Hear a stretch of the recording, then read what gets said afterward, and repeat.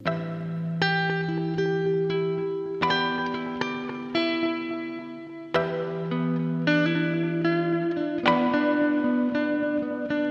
noite a todos. Que a paz do Mestre Jesus nos envolva, dirigir hoje. E nos veio à mente uma pergunta, né, sobre qual o nosso valor dentro do universo divino, né, dentro do universo criado por Deus. Como engenheiro, estudei matemática, física e compreendemos um conjunto com vários elementos, com várias partículas. Temos o conjunto dos números e nós somos partículas ou unidades desse conjunto que o Cristo chamou de humanidade, que Deus criou e chamou de humanidade, raça humana. Fora isso, temos os planetas, que também faz parte do conjunto do universo divino, as estrelas, regiões desconhecidas para nós, espíritos encarnados e espíritos desencarnados também fazem parte desse conjunto, né? Incluso sendo semelhante aos espíritos encarnados nós. E nesse questionamento eu já vinha desde quinta-feira me perguntando quanto eu valho nesse conjunto. Porque se somos partículas, cada um de nós, se todo o universo estivesse aqui, os 100% do universo aqui, se temos 100 pessoas, cada um teria o valor de 1%. Só que fisicamente. Mas o valor de cada um é do indivíduo. O que ele pensa tem um valor. O que ele planta tem um valor. O que ele distribui tem um valor. O que ele acumula tem valor. Qual é o valor que nós damos a um equipamento que consegue ver uma câmera como essa aí? Aí paga-se R$2.000. Aí vamos anotar, para os nossos olhos, R$2.000. Para a nossa audição, nós compramos microfone, alto-falante, pagamos mais R$1.000, R$2.000. E assim sucessivamente, nossos sentidos, valores. Da mesma forma que compramos equipamentos. Somando essa estrutura, nós temos um valor monetário. Mas esse valor divino, quanto nos custa? Quanto nós valemos para a nossa família, para os nossos filhos, para os nossos amigos? Quanto vale estar aqui hoje com vocês? Quantos esforços fizemos para aqui chegar? No início era difícil, né? Para quem é a primeira vez, com a perseverança vai se tornar fácil. Com a determinação vai se tornar prazeroso. E com a persistência vai ser útil. Então, somando essas atitudes, esses gestos, a nossa dimensão é incalculável. Individualmente, imagine esse universo aqui, o quanto ele não vale. Então precisamos realmente quantificar e numerar, ter um numerário divino de quanto nosso tempo é útil, é importante e valioso. Então toda vez que formos desperdiçar nosso pensamento, então, estamos desperdiçando tempo. Se acumularmos pensamentos ruins, ninguém se alimenta de comida ruim. Então também não devemos acumular pensamentos ruins. Quanto nos faz mal a cólera, né? Ataca o baço, o fígado, dá dor de cabeça, altera a pressão, causa insônia, irritação. Então, buscarmos semear perguntas para nós mesmos, nos questionar, não só simplesmente viver, mas iniciar uma existência pensando, se conhecendo, fazendo a introspecção de se olhar no espelho, agradecer. Se é banho gelado, se é banho morno, se tem um teto, se tem uma cama forrada.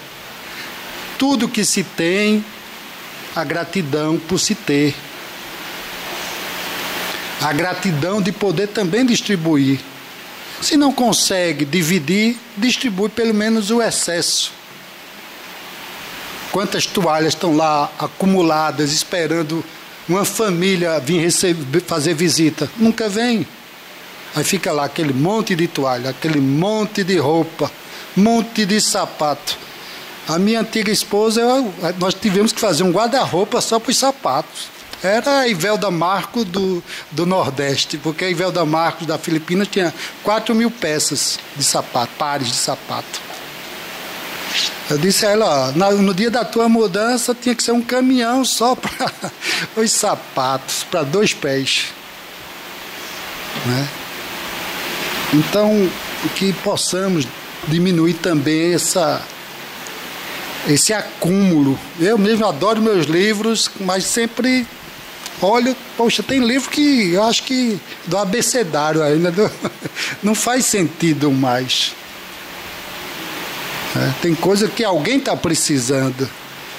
Essa limpeza que nós fazemos aqui, nessa distribuição, de troca de calor, de energia, de afeto.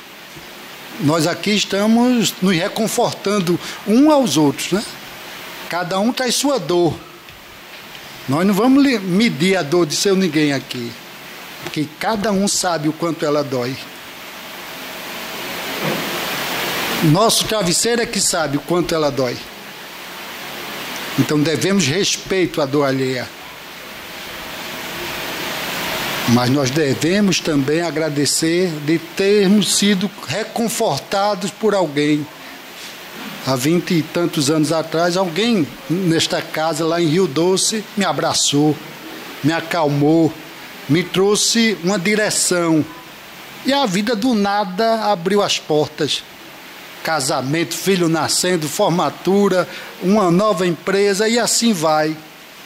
Aí veio poxa, isso dá certo, isso funciona.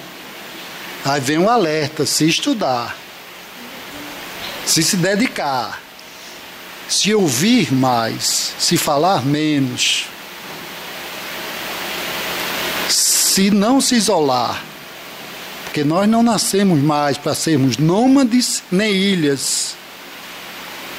O arquipélagos, sim. Constelação, sim. Estrelas solitárias, não. O ato de vir a uma reunião pública como essa foi a primeira pergunta que eu fiz quando eu fui à casa de Manuel Quintão, lá em Rio Doce, a doutor Ciro. Qual a importância, foi um dia de perguntas e respostas, qual a importância de uma reunião pública como essa? Nosso amigo Ciro nos respondeu, mais importante do que a desobsessão. Que é aqui que é o início da primeira desobsessão. Quando você aceita-se que precisa de ajuda. Quando você silencia-se em voz e se diminui para que o Cristo chegue até você.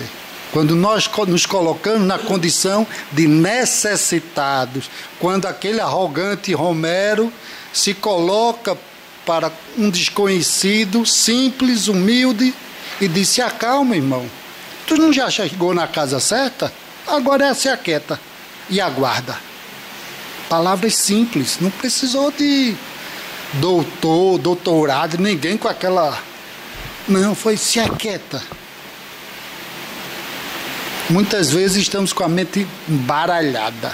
Aí chega alguém e desembaralha. Chega alguém e nos acalma.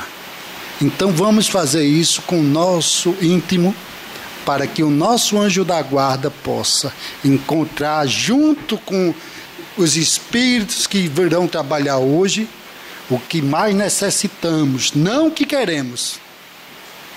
O que queremos, quando tivermos condições de obter, obteremos.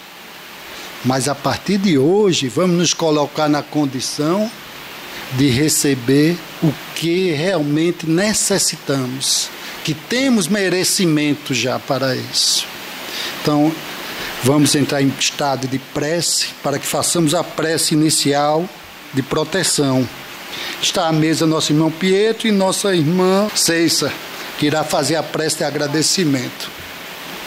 Em nome de Deus, em nome do Mestre Jesus, em nome da espiritualidade presente, agradecemos, Pai, pela feliz oportunidade de juntos sermos abraçados por todos aqui, transmitindo paz, carinho, que o nosso irmão Pietro consiga, através da espiritualidade, trazer as melhores palavras, os melhores sentimentos e o que necessitamos de coração.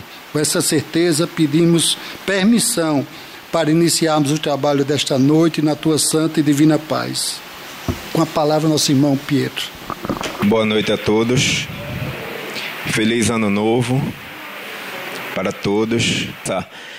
O tema que nos foi dado hoje é o nosso papel como espíritas perante a humanidade.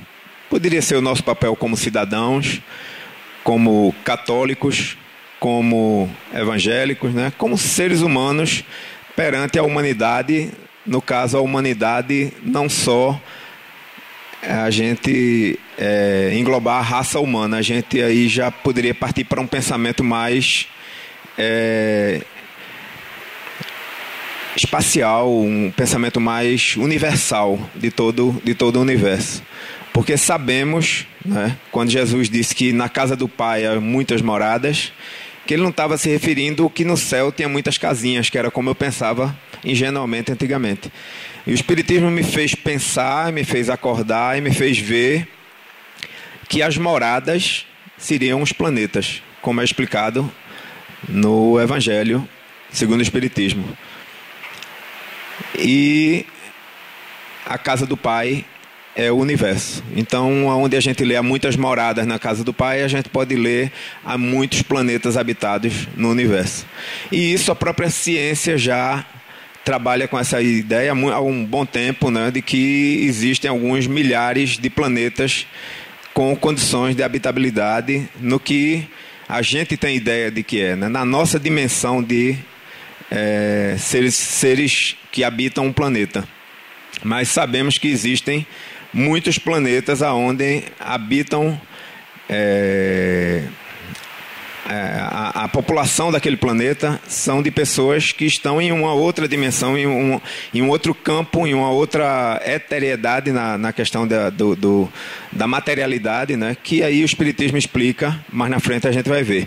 Então, a grande pergunta que a gente sempre tem, para que a gente possa ter uma base para esse nosso pensamento, é a pergunta que vem norteando a humanidade desde que o homem teve a inteligência de olhar para o espaço, né, e pensar de onde viemos, quem somos, para onde vamos. Essa é a pergunta filosofal que é feita em todas as religiões, né, em todos os pensadores, sempre norteou o pensamento de todos. De onde viemos, quem somos, para onde vamos. E aí a gente vai e dá uma olhada na Via Láctea, que é a nossa galáxia. São alguns bilhões de estrelas, cada estrela com seus corpos celestes girando ao redor. Como existe o nosso Sol aqui, ele está nesse pontinho aqui, onde a gente marcou aqui, mais ou menos por aí, não necessariamente exatamente aí. Mas como Carl Sagan, que era um astrônomo cético, ele dizia que nós somos um pixel, um ponto, uma poeira cósmica, né, no universo. E às vezes a gente se acha tão grande, se acha tão forte por conta de um cargo, por conta de um dinheiro que tenha, por conta de uma posição social, né? E aí, você quando começa a analisar que como essa galáxia aí, com bilhões de estrelas, existem mais bilhões de galáxias, milhões de galáxias, né? E isso é que a NASA chama de universo visível, que ela calcula que seja 10% do que é realmente o universo. Então, só para a gente ter uma ideia do que é o Sol, do que seria esse pontinho aqui, eu coloquei aí para a gente ir formando uma ideia do que é o Sol em relação à Terra, né? A Terra é esse pontinho aqui, e o Sol, ele é, eu acho que 86 vezes maior do que a Terra. A gente já tem uma ideia da dimensão do Sol. E na nossa galáxia tem Antares, né? E agora o Sol passa a ser o pontinho, a Terra seria uma poeira desse pontinho aí, né? E a gente vê que a gente não é nada no espaço. E às esse a gente se acha tanta coisa, né? A gente se acha tão grande. E nossos vizinhos aí da nossa galáxia, e a Antares é uma estrela do que a gente pode olhar, é a 15ª em tamanho do que a gente consegue olhar a olho nu. Mas existem estrelas maiores, ela é uma de 2ª grandeza, o Sol é uma estrela de 5ª grandeza, né? Então vamos voltar para o nosso tema, para a nossa tela principal, né? E como é que tudo funciona no universo? Será que cada planeta tem uma regra, cada planeta funciona de uma maneira, né? E o Espiritismo vem nos esclarecer que existem as chamadas leis naturais. São leis que regem não só o planeta Terra, mas regem todo o universo, toda a criação, né? Todos os planetas são regidos pelas mesmas leis. E aí, é por isso que a gente sempre destaca a importância da leitura, do estudo, né? Dedicar um pouco do tempo semanal que a gente tem, que seja 20 minutos por semana, parar um pouquinho, vai no Google. Tem gente que diz que a internet tem coisa ruim, mas tem coisa boa também, né? Vai no Google, dá uma pesquisada e você começa a entender mais, né? Eu fui no Livro dos Espíritos para mostrar para vocês que da codificação, né, dos 5 livros que foram codificados por Allan Kardec, e agora a Cessa está na ordem certa, viu? Que eu tinha colocado na ordem errada, ela me alertou. O Livro dos Espíritos, que é o primeiro, que a gente sempre indica para que as pessoas comecem a ler, ele traz na sua 3ª parte, né, as leis morais. Primeiro, foi dividido em 4 partes, né? Primeiro são as causas primárias, o mundo espírita dos espíritos, as leis morais e a esperança e consolações. É muito interessante. São perguntas que, quando eu comecei a ler, sentado na mesa com um marcador de texto, eu ia passando e ia vendo e dizendo, que coisa interessante. O Espiritismo me conquistou pela lógica, né? Porque a resposta não era porque Deus quer, porque é assim, porque tem que ser assim, não. A explicação era lógica. Você lia, entendia, por mais que você não acreditasse, você dizia assim, tem lógica, realmente eu vou estudar mais um pouco. E aí, nesse capítulo, na primeira parte, ele fala o que deve se entender por lei natural. Eu vou ler só essa parte aqui porque eu não gosto muito de estar lendo o texto, né? E aí ele explica que a lei de Deus é a única necessária felicidade do homem. A lei de Deus é eterna e imutável, não muda. Deus não teria prescrito aos homens numa época aquilo que proibiria em outra. Deus não se engana. Os homens é que são obrigados a modificar suas leis. E aí a gente vai seguindo para as leis naturais. Só isso aqui daria uma palestra, né? Só as leis naturais. Cada lei dessa, ela tem as subdivisões e ela vai explicando, mas são todas que regem, né, o planeta Terra. E aí a gente, quando vai passando de uma por uma, lei da adoração, lei do trabalho, da necessidade do trabalho, que o trabalho é para a evolução de todos os habitantes daquele planeta, reprodução necessária também para que a espécie comece a crescer, lei da conservação, lei da destruição, que tudo precisa ter começo, meio e fim, né? E aí a gente vai entendendo que a gente não precisa chorar quando as coisas acabam ou chorar quando as coisas quebram, né? Por mais que a gente às vezes tente remendar, colar os caquinhos, mas as coisas, se a gente começar a entender que aquilo tem começo, tem meio, tem fim, a gente começa a se desapegar de tudo. E aí, nessa classificação, aonde ele vem aqui e faz a lei de destruição, sociedade, progresso, igualdade e liberdade, ele vai dando todas as explicações, todas são extremamente lógicas, né? Aí a gente vai para que mundo nós estamos, nessa aldeia, né? nessa morada do Pai, né? Nós já fomos um mundo primitivo, que era destinado às primeiras encarnações da alma humana.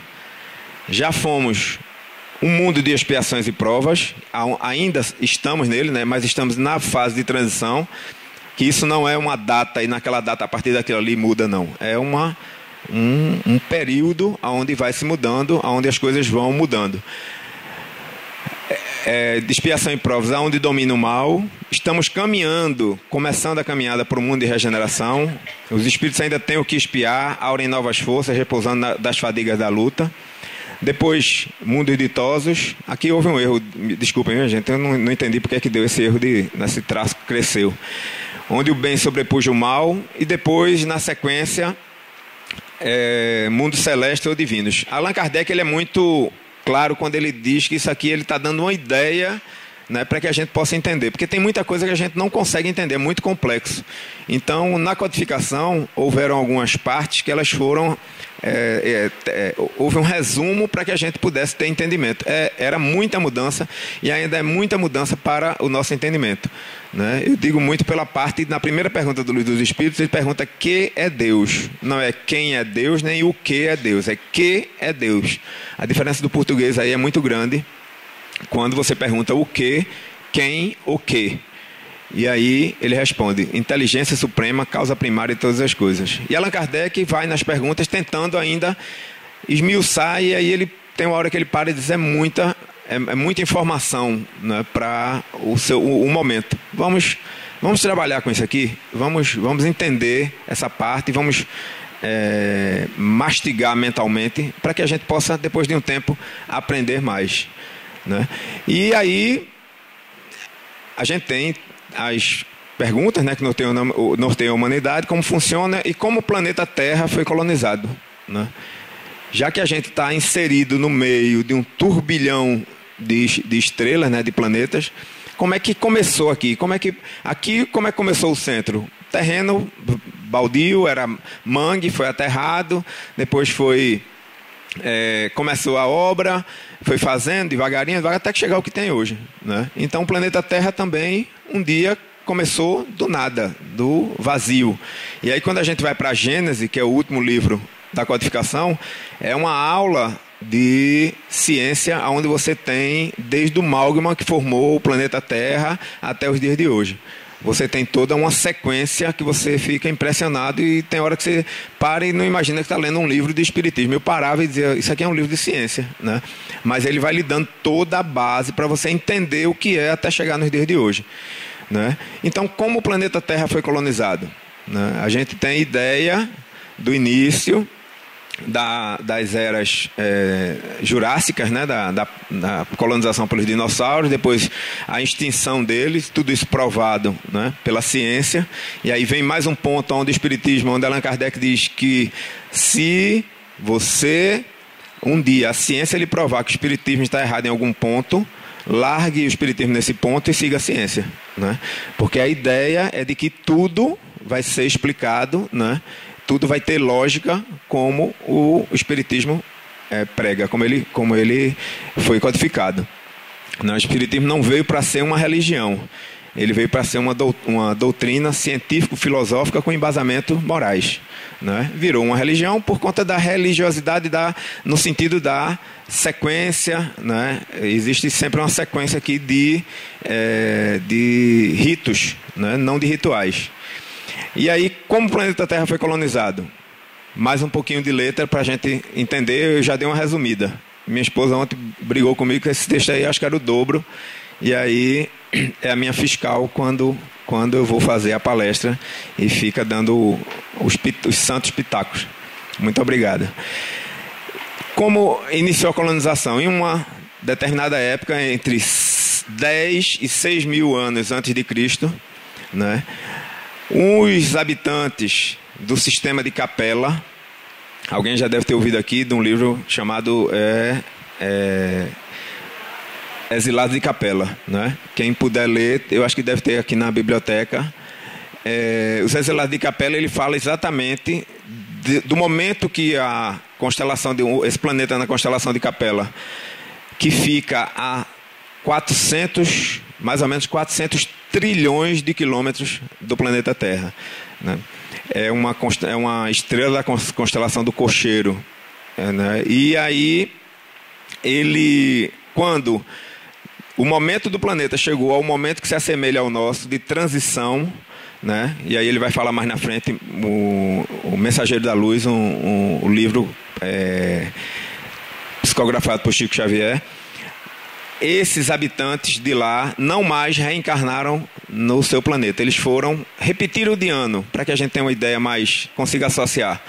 Repetiram de ano e voltaram tudo de novo, né? Para começar tudo de novo. Tal qual um estudante, quando acaba o ano, não consegue passar, não obtém a nota e ele repete tudo de novo. Ele não regride, ele reinicia naquele ponto onde ele começou daquela etapa, né? Isso é a lei do progresso. Tem escrito também na lei do progresso. E aí foram formados esses 4 povos. Já existiam os negros e os índios, os amarelos, os negros e os amarelos. E vieram os egípcios, o povo de Israel, as castas da Índia e os árias, né? Então, cada um com sua característica que ainda são visíveis nos dias de hoje. A gente estava até comentando hoje no exórdio aqui do pessoal do atendimento sobre o povo de Israel, os judeus, né? E aí, os egípcios, prática do bem, conhecimentos, progresso intelectual dos povos. Após um longo período, uma parte retornou, né? Conseguiu merecimento, passou de ano, terminou, e outra parte continuou aqui para ajudar na evolução do planeta Terra. Basta você ler um pouco sobre os egípcios, que você vai ver a quantidade de avanços que houveram naquela época, né? O alto conhecimento matemático, científico, da construção das pirâmides, da mumificação, da questão filosófica dele, das questões morais, uma série de itens que você consegue analisar, né, que norteiam esse comentário.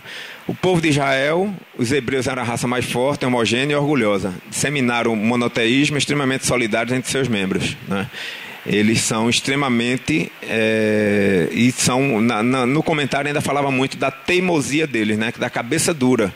E a gente estava comentando hoje da questão da ressurreição, né, que os judeus ainda esperam a vinda do Messias. Eles não acreditam em Jesus. Jesus é um profeta para eles, mas não é o Messias prometido, né? Porque eles esperam o rei dos reis, guerra, o rei da força, o rei da batalha, que era como tinha a ideia antigamente do poder só vinha através da força. E Jesus veio com o poder através do amor. Então, para eles não entendem muito, não aceitam Jesus como Messias e sim como um profeta. Castas da Índia, os hindus ascendem todos os povos arianos. O sânscrito é a língua remanescente de Capela, da qual procedem todas as línguas das raças brancas, matriz de todas as filosofias e religiões do mundo terrestre. E os árias, que formaram a família indo-europeia, revoltados intimamente, nenhum sentimento religioso, os mais carentes de valores espirituais. Esses 4 povos, com mais os 2 que existiam, foi que formaram toda a população da Terra. E nesse livro, que é um livro também muito interessante de ler, A Caminho da Luz, eu não vou ler o texto todo, mas só as partes que estão em azul. Milhões de espíritos rebeldes, né? Então, às vezes, a gente não entende como é a questão da reencarnação, como é a questão da vida em outros planetas, né? Como é a questão da vida após a vida. Às vezes, a gente fica muito limitado ao cisco, né? A poeira cósmica que é o planeta Terra.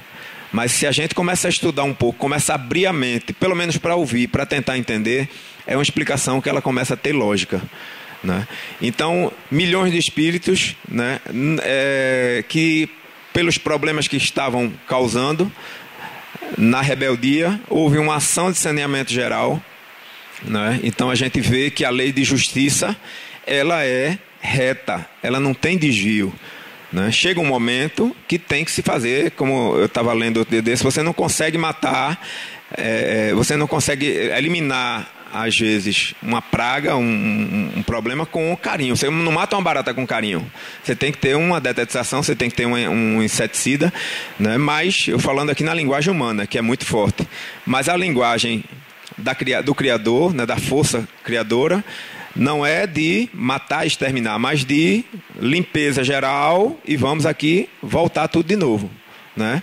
Não vamos atrapalhar quem está querendo progredir, quem está se modificando, quem está tentando mudar, quem está tentando melhorar.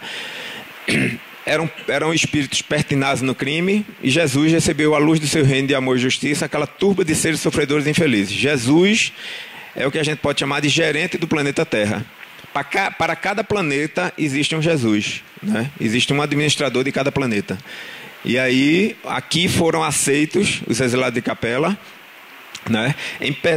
Empedernidos na prática do mal, milênios de saudade e amargura, né? E reencarnaram no meio de raças ignorantes e primitivas. Então, esse texto tirado do livro A Caminho da Luz, né, psicografado por Chico Xavier, retrata exatamente o povo que habitou o planeta Terra, né? Isso de 10.000 a 6.000 anos antes de Cristo.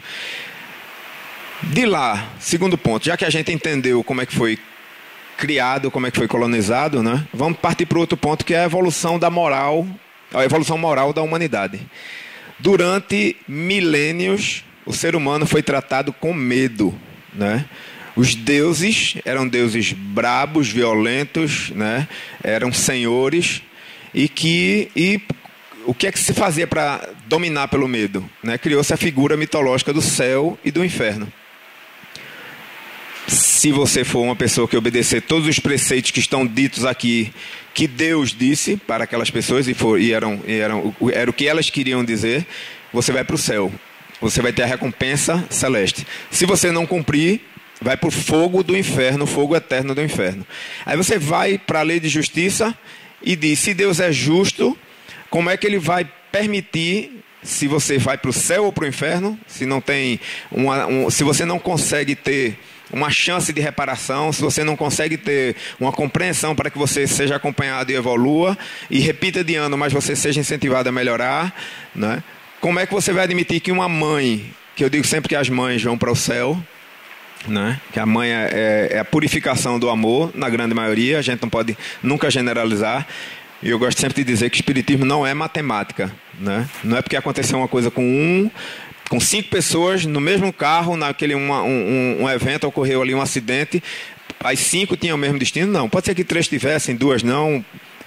Não é matemática. A gente tem que analisar com muita calma e não apontar logo a causa ou o resultado daquilo ali. Então, como é que Deus poderia prover que uma mãe fosse para o céu e o filho dela, por ter sido uma pessoa desvirtuada, fosse para o inferno? Será que essa mãe ia ter paz, vivendo para a eternidade no céu, sabendo que o filho estava queimando para a eternidade no inferno? Que justiça é essa? Não é? É igual a uma pessoa que comete um crime, vai para a cadeia, vai para a prisão, a mãe vai visitá-lo, vai tentar dar conselhos para que ele melhore, para que ele consiga evoluir, mude de regime, e tenha uma nova chance, né? A gente consegue fazer uma analogia pequena, né, muito, muito grosseira, do que seria o céu e o que seria o inferno, né? Fazendo que o inferno seria a cadeia, o céu onde a mãe vive, e ela vai tentar sempre fazer com que aquele filho mude. Quantas mães... Uma certa feita, Chico Xavier estava num presídio e perguntaram a ele, você está vendo muito espírito obsessor aqui? Ele disse, nenhum. Estou vendo muito espírito de mãe aqui. O obsessor já fez o que ele queria fazer, já colocou a pessoa na cadeia ali, vai embora. Entendeu? Não está mais preocupado. Ele via muito espíritos de mães ali, né, velando pelos seus filhos naquele momento. Então, criou-se todo esse domínio do povo através do medo, e durante milênios foi se dominando a população, criaram-se as forças religiosas, né? E se você voltar na história e ver o domínio da Igreja Católica, como surgiu na época da Inquisição, na época das doações que eram as indulgências. Eva me ajudou aqui agora, né? As indulgências onde você morria e, se você desse certa quantia, era dado um diploma com a assinatura do Papa ou do Bispo, pingo de cera, cravado um anel, e a partir daquele momento aquela pessoa estaria no reino dos céus, né? E a as riquezas do Vaticano, uma das bases da Constituição do Vaticano, quem assistiu o filme de Martin Lutero vai ver exatamente isso. Lutero, quando se revoltou, não foi porque ele queria criar uma nova religião. Ele não acreditava que o Deus das Escrituras era aquele Deus que pedia dinheiro.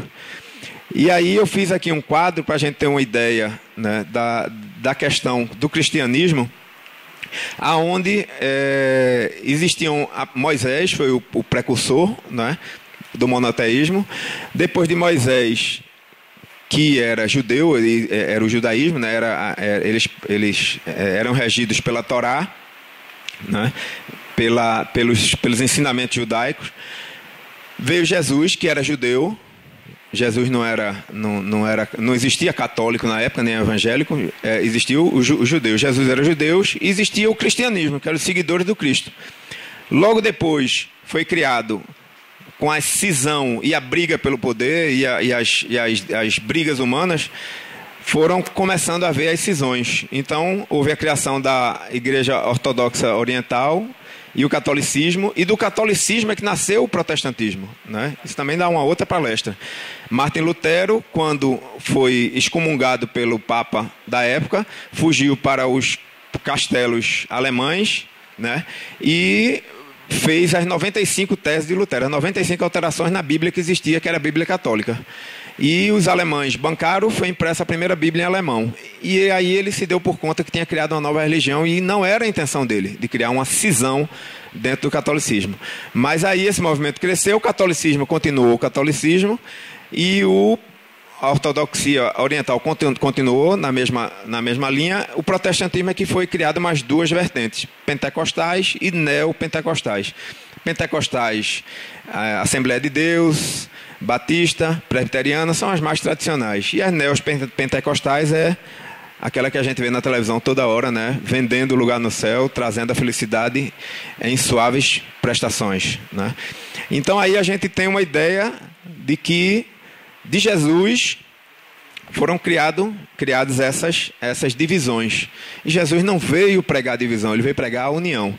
Quem fez a divisão? Nós humanos, né? Então a religião, hoje mesmo tinha uma discussão no Facebook, eu nem entrei para não instigar mais ainda, mas era justamente em cima disso, uma pessoa querendo dizer que a religião dela era a mais forte, era a mais certa, é de Deus e tudo mais. Pura falta de informação. Se a gente começar a estudar, a gente começa a entender tudo isso, né? Daí surge o espiritismo, né? Allan Kardec não era médium, né, mas era um discípulo de Pestalozzi. Ele era um técnico, era uma pessoa muito inteligente e foi escolhido para fazer a codificação, né? Ele foi. E por que Paris? Por que não o Brasil? Porque Paris na época era o local de maior respeito nas questões filosofais, nas questões de força para a iniciação de uma doutrina dessa. Se tivesse sido lançada no Brasil, provavelmente não tinha tido a importância que teve, como foi fundada a Pedra Inicial na França, né? E aí ele vem e faz os livros que vão responder as perguntas que estavam lá no começo. Quem eu sou, de onde eu vim, para onde eu vou, o que sinto e por que sofremos, né? Livro dos Espíritos, perguntas e respostas. Livro dos Médiuns, perguntas e respostas. Evangelho segundo o Espiritismo, a base de todo ensinamento moral que a gente precisa ler. Por isso que a gente pede na Evangelho no Lar para que seja lido, e de preferência sequencialmente, porque já que você no próprio tratamento tem dito a leitura esporádica que você pode fazer, tem o Evangelho segundo o Espiritismo para fazer uma vez por semana, e a leitura diária do Evangelho. A leitura diária pode fazer salteada, mas a leitura sequencial do Evangelho semanal vai lhe dar uma base onde você vai conseguir ler tudo, começo, meio e fim. Lá em casa a gente faz uma vez por semana, lê 2,5 páginas, 3 páginas. Demora 2 anos e meio para acabar, porque eu vou marcando com um lapisinho as datas. Quando acaba, eu volto, marco só a primeira data e vou apagando as outras e substituindo, porque já está dosado. E aí a gente consegue ver que é 2 anos e meio que demora. Mas em 2 anos e meio, você lê tudo o que você precisa. Porque o Evangelho de Jesus, o Evangelho segundo o Espiritismo, que é um evangelho comentado, ele lhe dá essa base. Ele faz com que acenda uma luz dentro da sua casa, né? Mesmo que seja uma luz solitária, você está sozinho em casa, faça, que aquela luz vai ajudar todos do seu prédio, da sua rua, todos que estão sendo trazidos naquele momento. Porque a espiritualidade, o seu guia protetor, o seu anjo da guarda, vai trazer os espíritos que estão precisando ouvir aquele evangelho, que para eles vão ser como um prato de comida para quem tem fome, um copo de água para quem tem sede, um abraço para quem está aflito, um remédio para quem está doente. Para mim, o mais importante, como o Romero falou, é a palestra, para que a gente possa se esclarecer, tirar as dúvidas, e o evangelho no lar. Muita gente pensa que o mais importante é a desobsessão, né? Mas é aquela fase que a gente passa, né, de querer ouvir o Espírito, e às vezes a gente ouve coisas até que a gente não consegue aceitar, a gente não acha que foi tão ruim assim, né? Mas estamos todos aqui norteados por um sentimento que para nós a gente não consegue entender, mas esse sentimento é de que a gente precisa ouvir as coisas que são ditas aqui, né? Cada um que ouça, que sinta, que entenda. Por isso que a gente estimula tanto a leitura, estimula tanto a contemplação, o silêncio, para que a gente possa ouvir a nossa voz que é dentro do nosso coração. E a gente só consegue se ouvir quando a gente fica em silêncio. Seguindo a codificação espírita, a gente vai falar para contemporizar do mundo atual, né? O que você está fazendo pelo seu próximo, pelo mundo, né? Cada um tem a sua realidade, cada um tem a sua vida, cada um tem as suas limitações, mas eu tenho certeza de que a gente está fazendo menos, inclusive eu, do que pode fazer, né? A gente sempre arruma uma desculpa, sempre a gente tem uma saída, mas a gente tem que estar nessa cobrança, porque a nossa chance está sendo dada agora, né? Principalmente por essa oportunidade que a gente está tendo de ouvir, de entender, de questionar, né? Aqui ninguém grita com ninguém, ninguém fala alto, ninguém, né, esbraveja. Aqui a gente ouve, aqui a gente conversa, aqui a gente tira dúvida, aqui a gente acolhe, aqui a gente abraça, né? A gente está aqui para se ajudar, não só os trabalhadores, mas todos nós nos ajudarmos, né? Então, o que é que a gente está vendo acontecer, né? Um monte de coisa que eu pergunto embaixo, se o mundo está perdido, o mal está vencendo o bem, né? Quantas pessoas não chegam, seu Pietro, o negócio está muito complicado, é muita violência. Eu digo, o que é que você tem visto? Qual é a sua rotina? Aí vamos fazer uma anamnese do seu dia a dia. O que é que você tem assistido? Muita televisão? Tem ouvido música? Tem lido? Né? E aí a gente começa a ver que é normal que as pessoas que estejam muito aperreadas, muito nervosas, estão vendo muito televisão, né? Porque hoje, com a quantidade de informação que tem no celular, no computador, né? nas redes sociais, a notícia, eu saio de manhã de casa, eu vejo 2 sites, assisto uma parte do jornal, leio um jornal tudo por meio eletrônico, estou informado, vou-me embora. Eu não ligo mais na CBN, que antigamente eu ligava, passava o dia e fica remoendo a notícia, remói. E aí começa a criar problema, aí começa a deixar você preocupado. E você está dirigindo ou está no trabalho, você vai começando a entrar naquela sintonia, né? E começa a ver problema onde não tem problema. Os problemas estão acontecendo políticos, vão ser resolvidos, né? A gente tem que cuidar da nossa vida, senão daqui a pouco a gente morre e o político fica lá, né? E aí, você está ouvindo música, você está lendo, você está fazendo o evangelho no lar, você está fazendo a leitura diária do evangelho, né? Você está ouvindo uma música, bota 94.3, que você vai ouvindo uma música mais calma, você vai desopilando, né? Senão você entra na sintonia do problema. Quem assiste Cardinô, quem assiste Sérgio Dionísio, quem assiste aquele outro cara da Globo, fugiu o nome agora, né? Hugo Esteves, né? Quer dizer, é só desgraça. Pô, não, mas a empregada que fica ouvindo, manda ela trocar de canal, né? Que aquilo ali, você queira ou não queira, passa a ver uma desgraça daquela, aquilo vai juntando, sua mente está ouvindo tudo o que está acontecendo, né? Então, o que é que você está fazendo, né? O que é que a gente está vendo acontecer? Só desgraça? Aconteceu agora esse problema com o João de Deus, eu fiz até um aporte aqui, um detalhe. Muitas pessoas chegavam para mim e perguntavam, não, mas ele é espírita. Eu digo, ei, peraí, ele não é espírita. Não, mas não é espírita. Aí você vai explicar o que é espírita, né? O que é que ele é um médium. E o médium pode ter na igreja católica, na igreja evangélica, pode não ser, pode ser um ateu, e é um médium, é uma pessoa que tem uma paranormalidade, é portador de uma paranormalidade, né? Mas as pessoas associaram logo a doutrina espírita, né? Porque são os inimigos, entre aspas, né? Aquelas pessoas que ficam esperando você fazer alguma coisa. Tá vendo? Mas rapaz, tu não é espírita, como é que tá fazendo isso? Né? Já lhe aponta o dedo. E aí eu sempre digo, eu sou humano, eu não sou santo, não. Aqui não tem santo. Né? Somos os maiores devedores. Nós que estamos aqui trabalhando na Casa Espírita, dedicando nosso tempo toda semana a várias atividades, que a gente não trabalha só na segunda-feira, trabalhamos na terça com crianças, trabalhamos na quarta com passe magnético, não que eu trabalhe todos esses dias, mas toda a casa, todos os médios aqui trabalham. Outros médios trabalham em outras casas, auxiliando. Temos ESD na quinta-feira aqui, Estudo Sistemático da Doutrina Espírita. Então, todos nós estamos sempre trabalhando aqui, dedicando nosso tempo sem cobrar nada. A única pessoa que recebe salário aqui é Ricardo, que é o único contratado pela casa. Né? Então, a gente está tentando se melhorar, porque a gente intimamente, né, inconscientemente, despertou para essa necessidade. Eu costumo falar para minha esposa que aqui é a minha terapia. Né? É onde eu consigo me avaliar, me melhorar, entender mais o que está acontecendo. Aqui que eu digo, na casa com um trabalho como todo. A gente tem visita dia de sábado, um sábado por domingo, faz visita na abrigo de idosos. Então, estamos tentando melhorar. E as coisas estão boas, estão mudando, o bem está vencendo o mal. É porque o mal grita e o bem fala sussurrando. Mas o bem está vencendo, tenham certeza disso. A bondade está aflorando no coração de todos.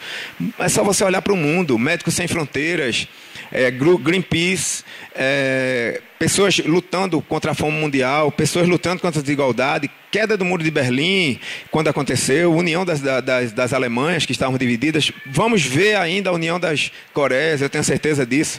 Eu até recebi uma foto que tinha o Kim Jong apertando a mão de Donald Trump. Aí dizia assim, e você brigado com aquele seu primo na sua família. Né? Quer dizer, dois líderes de potências nucleares, né? E a paz está começando a brotar ali. O líder da Coreia do Norte foi visitar a Coreia do Sul. A gente vai ver isso aí. A gente tem visto muita paz vencendo a guerra. Né? As potências estão cientes de que a paz é melhor do que a guerra. Isso é uma evolução espiritual. E aí eu trouxe duas cenas aqui que aconteceram. Uma delas eu li alguns livros, assisti vários vídeos, ouvi várias palestras de uma pessoa chamada Sri Prem Baba. E ele disse uma frase que me marcou, que ele disse, saí pelo mundo à procura das pessoas más, não encontrei ninguém. Voltei para dentro de mim e encontrei a raiz de todo o mal.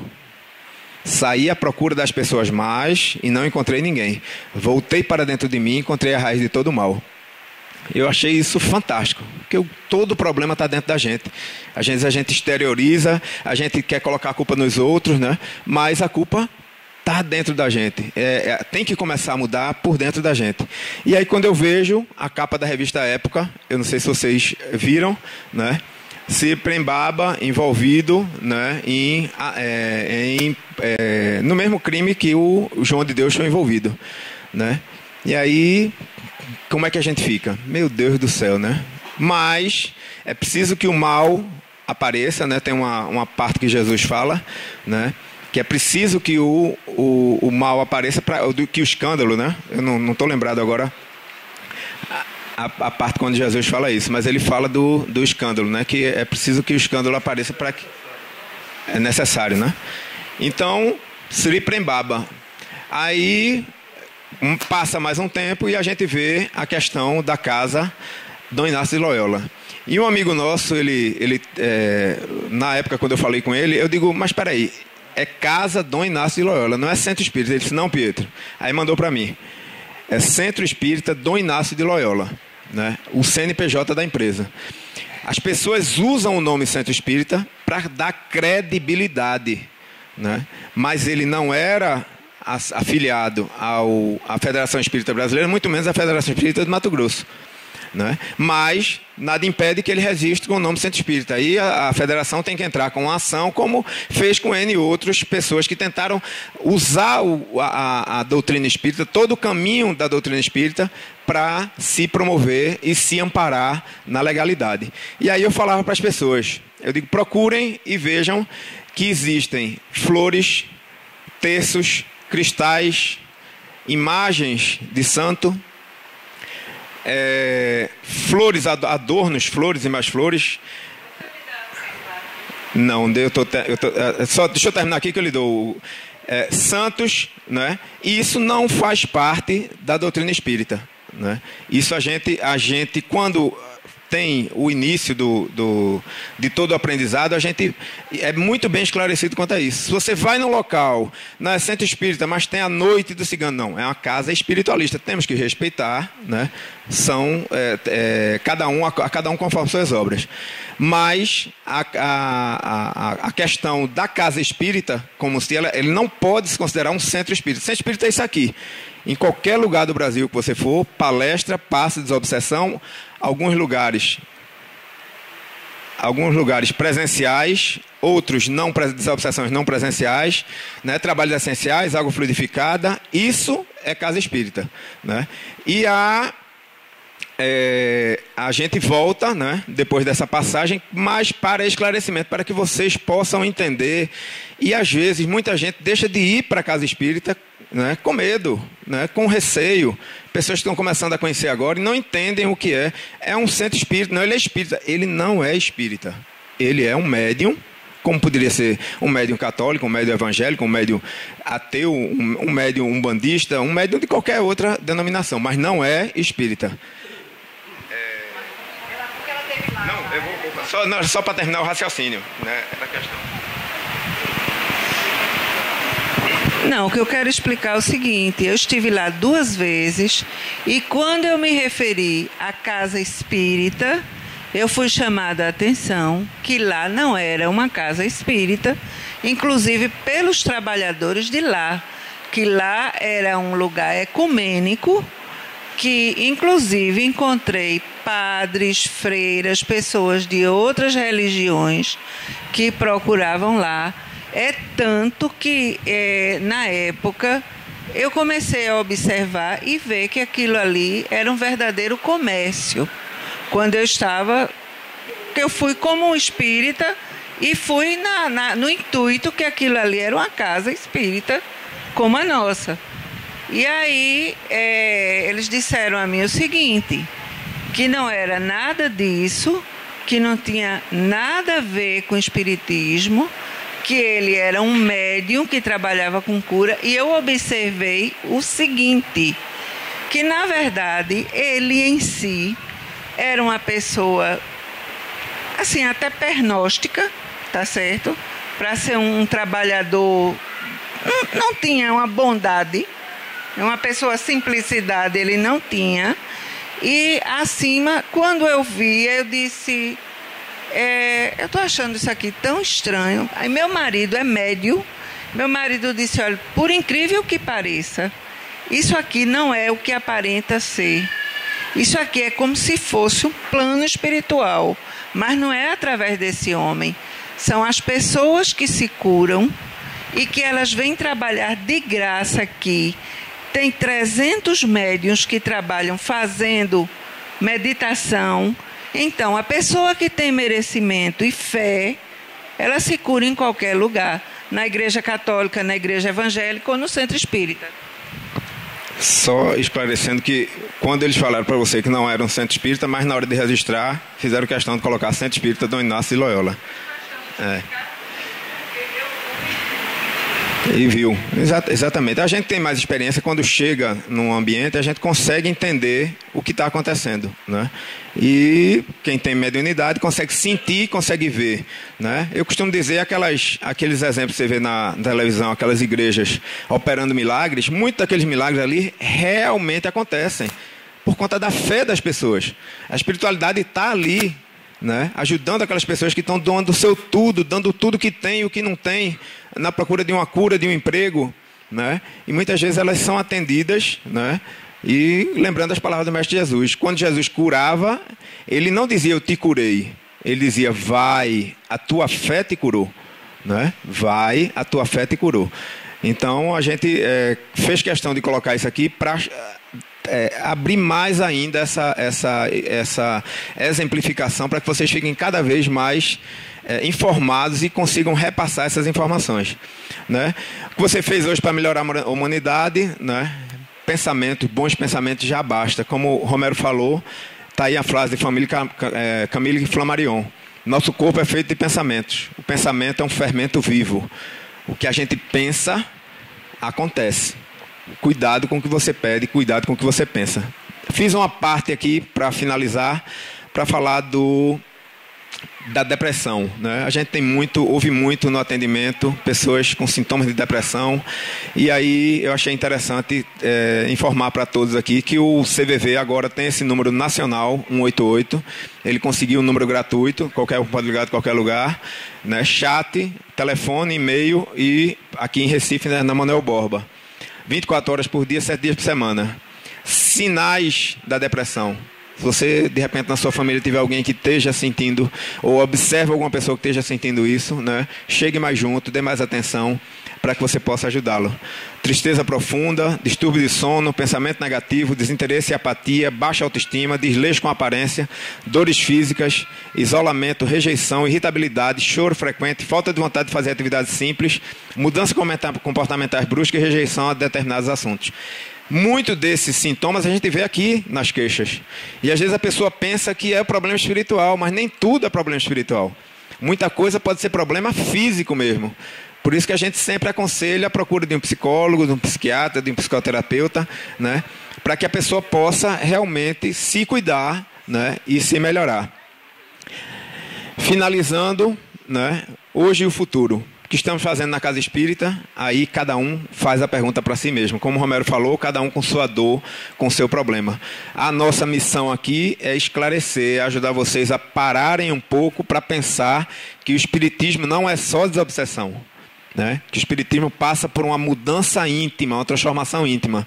Eu costumo dizer que a desobsessão, a gente gosta muito de fazer analogia, é como se vocês chegassem aqui todo melado de lama e a gente desse um banho, você saísse aqui cheiroso, bonito, né, perfumado. E aí você vai voltar para a lama, você vai se lamear. Você vai começar a mudar os seus hábitos, seus pensamentos, né, suas atitudes, vai fazer o que a gente pede para que seja feito, água fluidificada. Acabou a água fluidificada. Ah, não tomei mais que acabou. Pega uma garrafa em casa, chega numa hora mais calma, geralmente à noite, né, quando a gente vai dormir, impõe as mãos para a água, peça ajuda a Deus, a espiritualidade, a Jesus, para que fluidifique aquela água, para que ajude no seu tratamento, né? Eu costumo dizer que a nossa fé, ela tem uma força muito grande e às vezes a gente não imagina que tem, né? Fluidifique a água em casa, não precisa esperar vir aqui e a água acabou e eu não continuei o tratamento, né? Continue o tratamento, faça o Evangelho no lar, faça a leitura diária do Evangelho, trabalhe das essenciais, cultivemos o bem, tenhamos hábitos saudáveis, abrace mais, sorria mais, solte seus ombros, né? Dê um abraço em alguém hoje, se não deu, aproveite para dar aqui ou para dar quando chegar em casa ou amanhã, mas abrace mais, converse mais, lembre-se de ligar para um amigo, pelo menos um amigo uma vez por semana, e dizer a esse amigo o quanto ele é importante na sua vida. Né? Ligue para fulano, tudo bom? O que foi? Não. Ou então manda um WhatsApp. Tem gente que não gosta de falar. Rapaz, eu queria agradecer que naquele dia que você me ajudou, que eu estava com um problema, você me ouviu. Rapaz, não precisa não. Não, mas eu queria lhe agradecer. Muito obrigado por essa ajuda. Muito obrigado por você ser meu amigo. Muito obrigado por você ser meu primo, ser meu pai, meu irmão, minha irmã, minha esposa. Né? Vamos lembrar de agradecer. Qual é o meu futuro? A cada um conforme suas obras, né?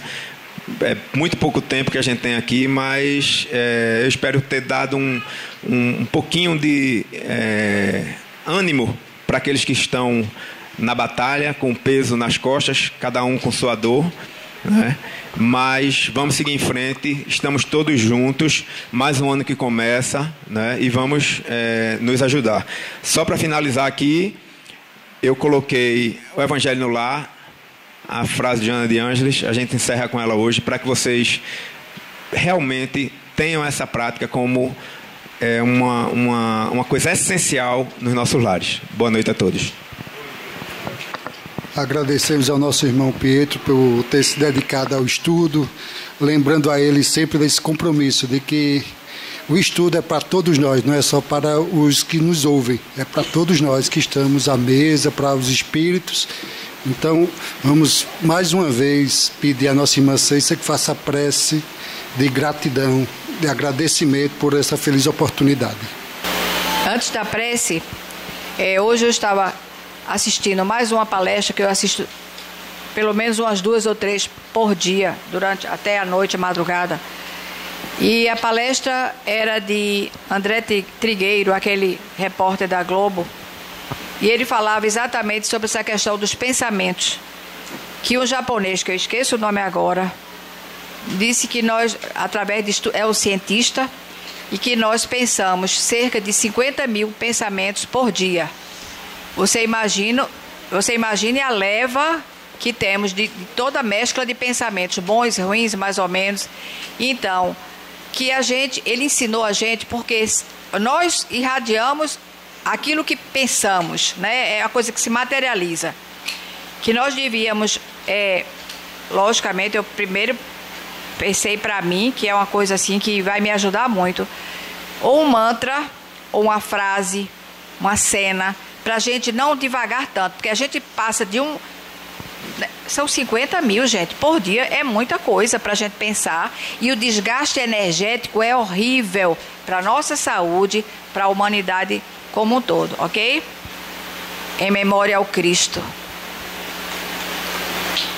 Para o nosso aprendizado diário, em especial para os desencarnados que aqui estão, que são 3, 4, 5 vezes mais do que nós encarnados aqui.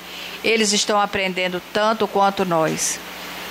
Que Deus nos abençoe, nos ajude, nos dê paciência, resignação e sabedoria para enfrentarmos o dia a dia. Muito obrigada, que Deus nos abençoe.